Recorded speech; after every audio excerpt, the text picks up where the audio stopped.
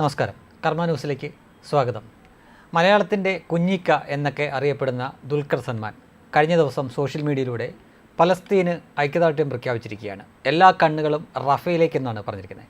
നമ്മൾ സ്ഥിരമായിട്ട് കേൾക്കുന്നത് സേവ് ഗാസയൊക്കെയാണ്.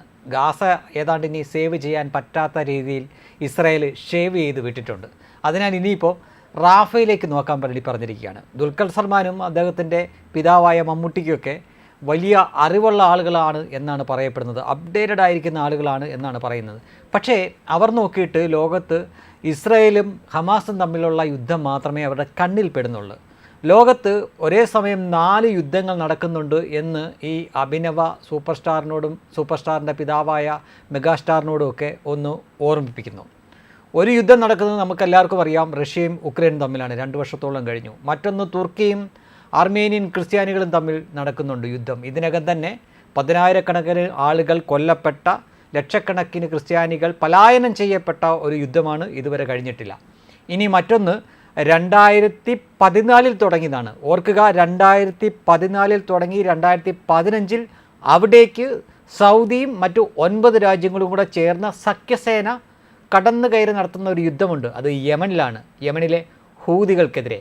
UN-ൻ്റെ കണക്ക് പ്രകാരം ഇതുവരെ അവിടെ കൊല്ലപ്പെട്ടത് 2,49,000 മേളിൽ ആളുകൾ. അതായത് 2.5 ലക്ഷം ആളുകൾ അവിടെ കൊല്ലപ്പെട്ടിരിക്കുന്നു. യമനിൽ കൊല്ലപ്പെടുമ്പോൾ, ബോംബ് ചെല്ലുമ്പോൾ അല്ലെങ്കിൽ വെടിയുണ്ട ചെല്ലുമ്പോൾ കൊച്ചു കുട്ടികളെയും സ്ത്രീകളെയൊക്കെ മാറ്റി നിർത്തിയിട്ട് മുതിർന്നവരെ നോക്കിയല്ല കൊല്ലുന്നത്.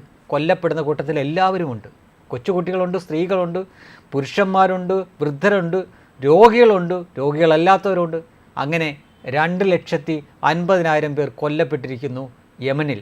2015 മുതൽ 2014 ഇപ്പോഴും നടത്തുന്നു. ചെയ്യുന്നതാരാണ്?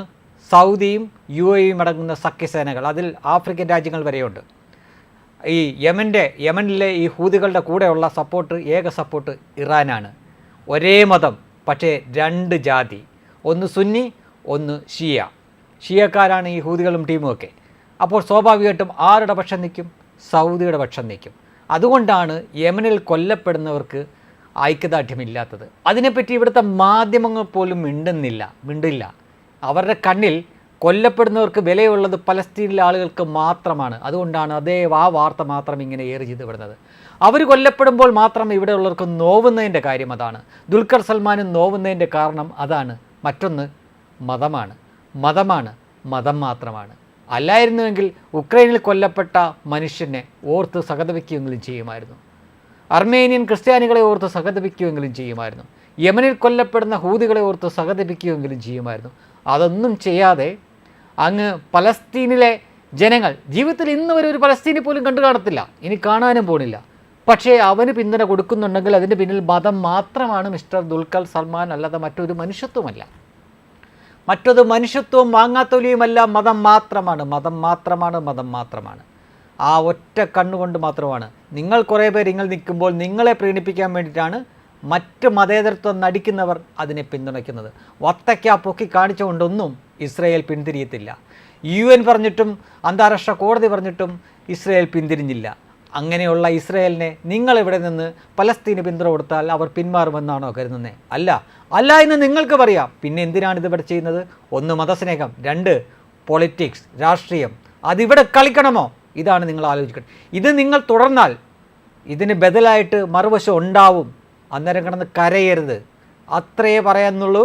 മമ്മൂട്ടിയോടാണെങ്കിലും ശരി, അതിനി ദുൽഖറിനോടാണെങ്കിലും ശരി, പിണറായി വിജയനോടാണെങ്കിലും ശരി, VD സതീശനോടാണെങ്കിലും ശരി, പലസ്തീന് ഐക്യദാർഢ്യം പ്രഖ്യാപിക്കുന്ന ഏത് മോഹന്മാരുണ്ടെങ്കിലും ശരി, അവന്മാരോടൊക്കെ പറയാൻ ഇത് തന്നെയാണ് ഉള്ളത്.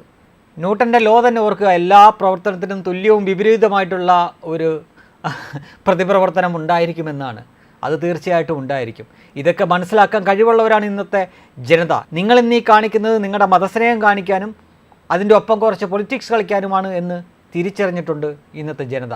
അതിനാൽ നിങ്ങൾ ഉക്രൈനിലെ ജനതയ്ക്ക് പിന്തുണയ്ക്കൂ, അതിനുശേഷം അർമേനിയൻ ക്രിസ്ത്യാനികൾക്ക് പിന്തുണയ്ക്കൂ, അതിനുശേഷം യമനിലെ ഹൂതികൾക്ക് പിന്തുണയ്ക്കൂ, അതിനുശേഷം പലസ്തീനെ പിന്തുണച്ചാൽ നിങ്ങളുടെ കൂടെ ഞങ്ങൾ നിൽക്കാം. അല്ലാതെ ഈ 3 കൂട്ടരെയും കാണാതെ പലസ്തീനിലെ ജനങ്ങൾക്ക് മാത്രമാണ് നിങ്ങൾ പിന്തുണയ്ക്കുന്നതെങ്കിൽ പോയി പണി നോക്ക് പുല്ലേ എന്നേ ലളിതമായിട്ട് പറയാനുള്ളൂ. വെബ് ഡെസ്ക് കർമ്മ ന്യൂസ്.